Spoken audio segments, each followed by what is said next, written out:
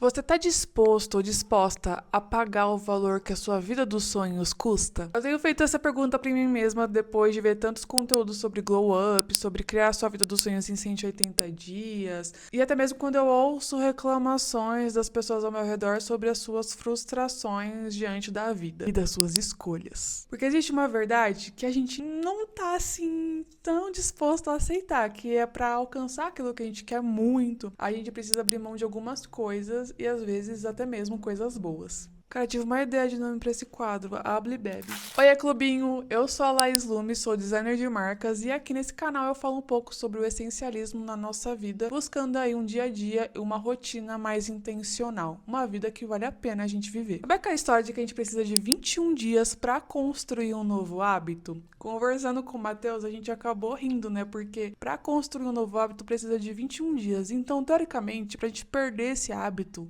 a gente deveria ter pelo menos 21 dias também, né? Leva 21 dias pra construir e 21 dias pra gente desconstruir ele. Mas na verdade, não. Basta um dia pra tudo ir pro ralo. E a gente acabou conversando sobre isso porque ele falou que acordando tarde 2 vezes ali na semana já fazia ele perder aquela motivação, aquela disciplina de acordar e ter a sua rotina matinal normal durante a semana. Mas no livro Hábitos Atômicos, o autor ele faz uma explicação assim crucial, porque os maus hábitos normalmente estão relacionados a recompensas rápidas, então de curto prazo, como scrollar ali o celular, né, entrar nas redes sociais, comer alguma coisa gostosa ali, mas que não é tão nutritiva para você naquele momento, mas traz aquela emoção gostosinha de recompensa. Enquanto que os bons hábitos normalmente estão relacionados a recompensas mais demoradas, de longo prazo. Por exemplo, para colocar a musculação como parte do meu dia, como assim algo realmente habitual, que o meu dia não existe sem aquilo, demorou 4 anos. Enquanto para mim voltar a ficar viciada em abrir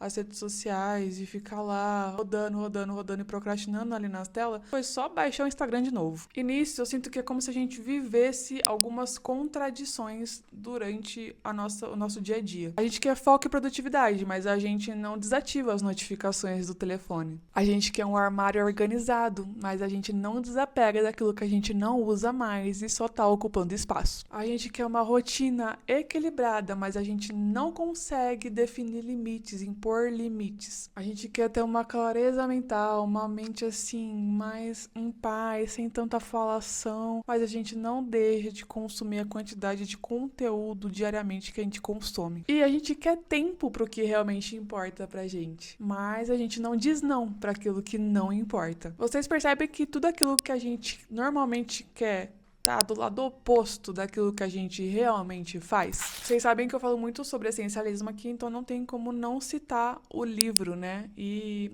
o autor ele traz uma questão sobre trocas inevitáveis que a gente precisa fazer ali nas nossas escolhas diárias. Diferente do que a nossa cultura atual, capitalista, sociedade do cansaço prega, não tem como a gente ter tudo.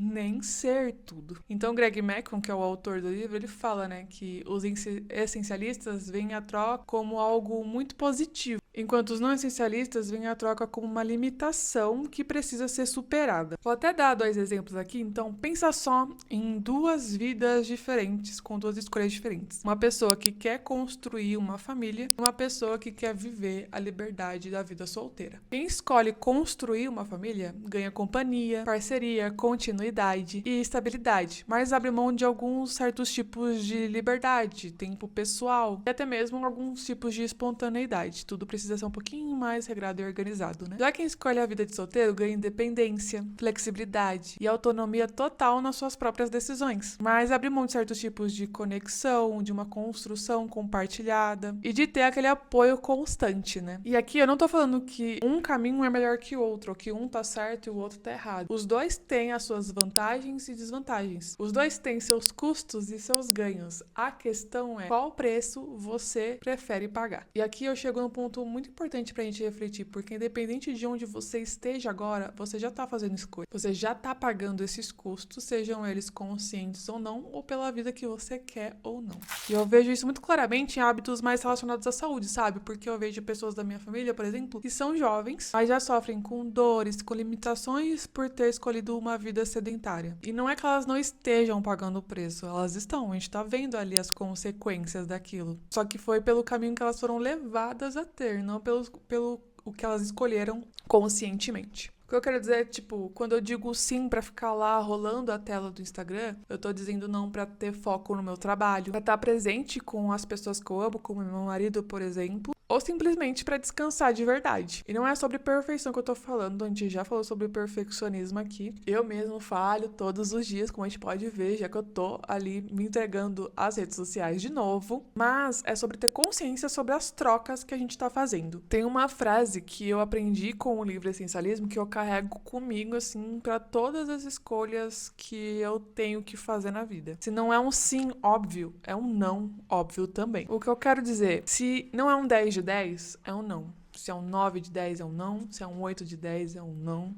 Se é não tenho certeza, é um não. E por aí vai, sabe? O que eu quero dizer com isso? Muitas vezes a gente acaba aceitando coisas que a gente não tem certeza se é pra gente. São coisas que não nos empolgam de verdade, que a gente acaba aceitando mais pelas expectativas alheias, por obrigação ou medo de perder alguma coisa. Então eu comecei a me fazer algumas perguntas, sabe? O que eu realmente quero? O que é essencial pra mim? E não é uma coisa que tá atendendo apenas as expectativas alheias. Qual o preço a ser pago para que eu tenha isso? Por exemplo, eu quero envelhecer bem. Eu quero envelhecer me movimentando, tendo uma saúde ok, porque jovem eu já tive muito problema. Alimentação relacionada ao sedentarismo, então eu não quero envelhecer assim. Qual que é o preço que eu tenho que pagar? Começar a me exercitar todos os dias a partir desse momento.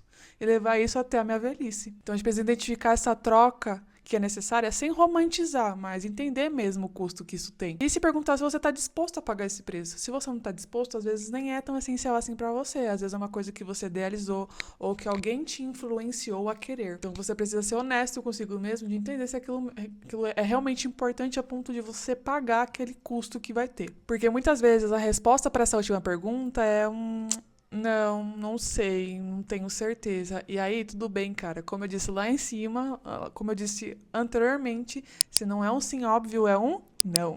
É importante lembrar que isso não muda do dia pra noite, gente. Como a gente falou lá no começo, um hábito às vezes demora 21 dias para ser introduzido. Então, tudo que a gente quer ter demora para ser construído. E quando a gente fala de mudança de comportamento ou criar essa vida dos sonhos que a gente quer, a gente está falando de muitas mudanças de hábitos, muitas mudanças de comportamento. Então, na minha opinião, o perfeccionismo não cabe aqui.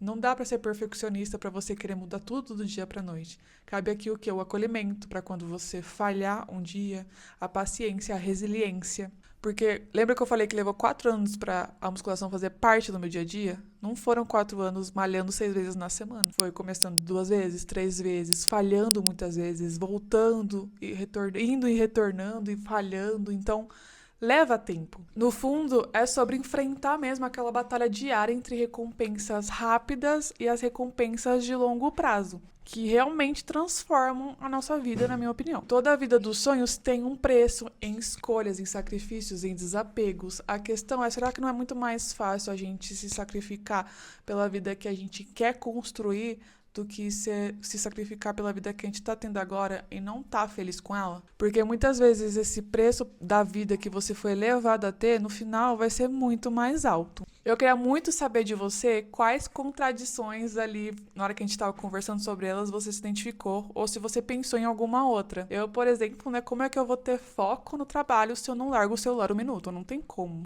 Mas eu estou cuidando disso, vou ali introduzir mais o meu Pomodoro. Eu vi uma dica também de gravar time-lapse enquanto tá trabalhando. Às vezes funciona para manter o celular distante. Enfim, eu quero saber o que você está disposto a sacrificar para ter a sua vida dos sonhos. E eu te vejo em breve.